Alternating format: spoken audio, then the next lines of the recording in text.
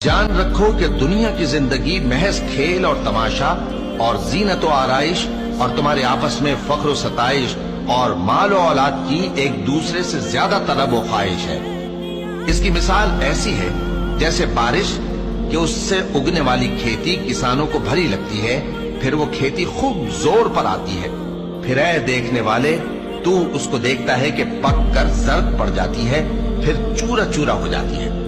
और आखिरत में काफिरों के लिए अजाब शदीद और मोमिनों के लिए अल्लाह की तरफ से बख्शिश और खुशनूदी है।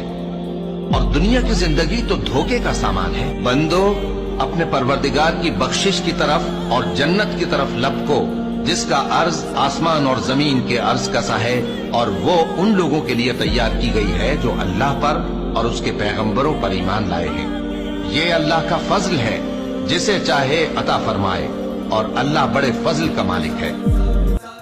मोमिनो, तुमको जायज नहीं कि जबरदस्ती औरतों के वारिस बन जाओ, और देखना इस नीयत से कि जो कुछ तुमने उनको दिया है उसमें से कुछ ले लो, उन्हें घरों में मत रोक रखना। हाँ, अगर वो खुले तौर पर बदकारी की मुर्तकिब हों तो और बात है, और उनके साथ अच्छी तरह से रहो सहो।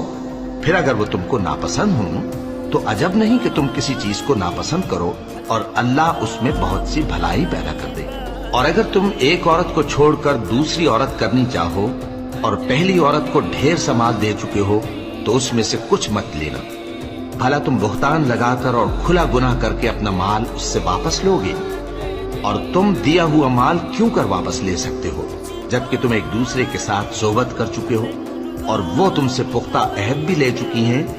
और जिन औरतों से तुम्हारे बाप दादा ने निकाह किया हो उनसे निकाह न करना मगर जाहिलियत में जो हो चुका सो हो। क्या तुम्हें मालूम नहीं कि आसमानों और जमीन की सल्तनत अल्लाह ही की है, और अल्लाह के सिवा तुम्हारा कोई दोस्त और मददगार नहीं, और मशरिक और मगरिब सब अल्लाह ही का है, तो जिधर भी तुम रुख करो उधर ही अल्लाह की जात है। बेशक अल्लाह साहिब वसत है, बाखबर है। वही आसमानों और जमीन का पैदा करने वाला है, और जब कोई काम करना चाहता है तो उसको इरशाद फरमा देता है कि हो जा, तो वो हो जाता है। तो तुम मुझे याद किया करो, मैं तुम्हें याद किया करूंगा, और मेरा एहसान मानते रहना और मेरी नाशुक्री ना करना। ए ईमान वालो, सब्र और नमाज से मदद लिया करो, बेशक अल्लाह सब्र करने वालों के साथ है।